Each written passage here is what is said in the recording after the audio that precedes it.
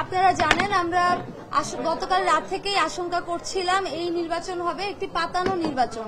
যখন আমরা দেখলাম যে জামাতের একজন নেতা থেকে সরবরাহকৃত ওএমআর মেশিন আনা হয়েছে, বিশ্ববিদ্যালয় প্রশাসনের সুযোগ থাকা সত্ত্বেও যে আমাদের নিজেদের আমরা নির্দলীয় ম্যাটেরিয়ালস গুলো আনবো, তারপরে যখন এটা করেছে আমরা তখন থেকে আশঙ্কা করছি এই নির্বাচন হবে পাতানো নির্বাচন।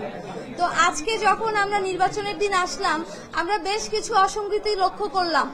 একে একে আমি পয়েন্টগুলো বলছি। প্রথমত, কোন হলে এমন কালি দেওয়া হয়নি যেটা অ্যাকচুয়ালি ইলেকশনে দেওয়া হয়। প্রত্যেকটা হলের যে কালিগুলো দেওয়া হয়েছে ভোটের পর সেগুলো মুছে গিয়েছে। আপনারা দেখবেন আমাদের কারো আঙুলে কালি নেই, আমরা কিন্তু ভোট দিয়েছি। তারপরে তাজউদ্দিন হলে আমাদের ভিপি প্রার্থীকে ঢুকতে দেওয়া হয়নি এবং তার সাথে প্রচুর মিসবিহেভিয়ার করা হয়েছে। তাজউদ্দিন হলে আরো একটা অসঙ্গতি হচ্ছে, সেখানে ভোটার লিস্টে কারো ছবি নেই। ছবি না থাকার কারণে সেখানে নির্বাচন 2 ঘন্টা বন্ধ ছিল। 21 নং হলে ছেলেদের মব সৃষ্টি করা হয় এবং মেয়েদের জাহানারা ইমাম হলে একজন স্বতন্ত্র প্রার্থীর গায়ে হাত তোলার অভিযোগ পাওয়া যায়, সেখানেও একটি মব সৃষ্টি করা হয় এবং এই যে অভিযোগটা এসেছে কিন্তু শিবির প্যানেলের বিরুদ্ধে। তারপর শিবিরের যে ক্যান্ডিডেট আছে মেঘলা, তিনি সাংবাদিক পরিচয় দিয়ে সাংবাদিকদের কার্ড নিয়ে সবগুলো হলের একদম রেস্ট্রিক্টেড জোনেও প্রবেশ করছে, যেখানে অন্য কাউকে স্পেশালি আমাদের যে প্যানেল আছে তাদের কাউকে কিন্তু প্রবেশ করতে দেওয়া হচ্ছে না। শিবির নেত্রী মেঘলাকে বাধা দেওয়া হয়নি। এক্ষেত্রে প্রশাসন নিরপেক্ষতা হারিয়েছে। অভিযোগ এসেছে যে মেঘলার কারচুপির কারণে একটি হলে ভোট গ্রহণ বন্ধ হয়েছে। ডেইলি সমকালে এই নিউজ এসেছে। অন্য ক্যান্ডিডেটরাও এই কমপ্লেন করেছে, কিন্তু প্রশাসন কোনো ব্যবস্থা নেয়নি। তারপরে আপনারা জানেন যে আমরা যে আশঙ্কার কারণে জামাত নেতার সরবরাহকৃত ওএমআর মেশিন চাইনি, সাধারণ শিক্ষার্থীরা এবং আমরা সবাই মিলে প্রশ্ন তুলেছিলাম এটা বন্ধ করতে হবে এবং প্রশাসন বন্ধ করেছিল, সেই একই জামাত নেতার ব্যালট দিয়ে নির্বাচন কিন্তু গ্রহণ করা হচ্ছে। এরই পরিপ্রেক্ষিতে আমরা দেখেছি একটি হলে যে ব্যালট পেপার আছে সেই ব্যালট পেপারের মধ্যে কার্যকরী সদস্যদের 3 জন ভোট দেওয়ার কথা, কিন্তু সেখানে লেখা আছে একজনকে ভোট দিন। তাহলে এই ব্যালট পেপারের মধ্যে পার্থক্যটা কেন থাকবে যদি ব্যালট পেপারে কোনো অসঙ্গতি না থাকে? সব হলে আমাদের যে পোলিং এজেন্ট আছে তাদেরকে থাকতে দেওয়া হয়নি, কিন্তু আমরা দেখেছি সকাল 8টা থেকে শিবিরের যে পোলিং এজেন্ট আছে তাদেরকে কিন্তু নির্বিঘ্নে প্রবেশ করতে দেওয়া হয়েছে। শিবিরের ভিপি প্রার্থী প্রশ্ন তুলেছে ইউনিভার্সিটি কেন 10% এক্সট্রা ব্যালট পেপার ছেপেছে। আমাদের প্রশ্ন, জামাত নেতার কোম্পানি থেকে ছাপানো ব্যালট 10-20% এক্সট্রা শিবিরকে দেওয়া হয়েছে কিনা।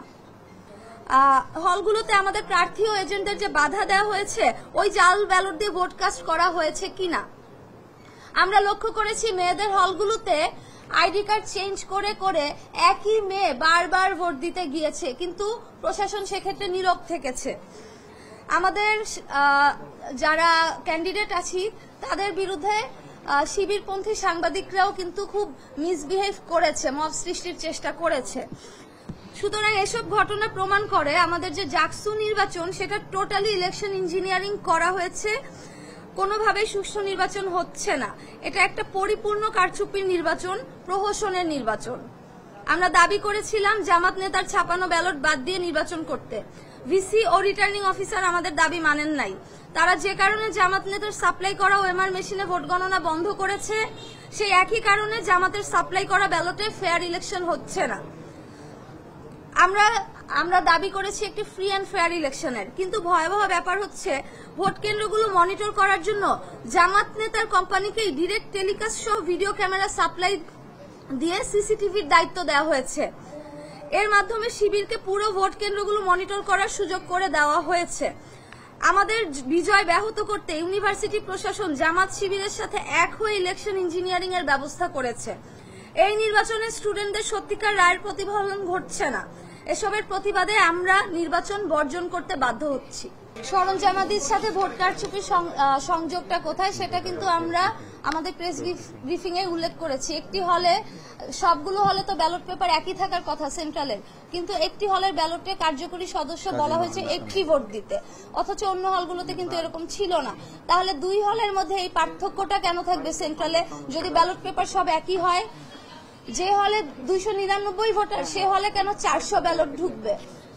আর যে প্রশ্নটা করলেন যে শিবির প্রশ্ন তুলেছে তারেক রহমানের সাথে তার ছবি আছে, আপনারা জানেন শিবির নেতাদের ছাত্রলীগের সাথে ছবি আছে, শুধু ছবি না, তারা কমিটিতে থাকে, তাদের কাজই তো হচ্ছে গুপ্ত হয়ে থাকা। আমরা তাদের ফেসবুক আইডিটা আইডেন্টিফাই করেছি এবং যে তার যে প্রেসটা আছে HR সফট বিডি আমরা খোঁজ নিয়ে দেখেছি এটা জামাত নেতার সাথে অ্যাফিলিয়েটেড।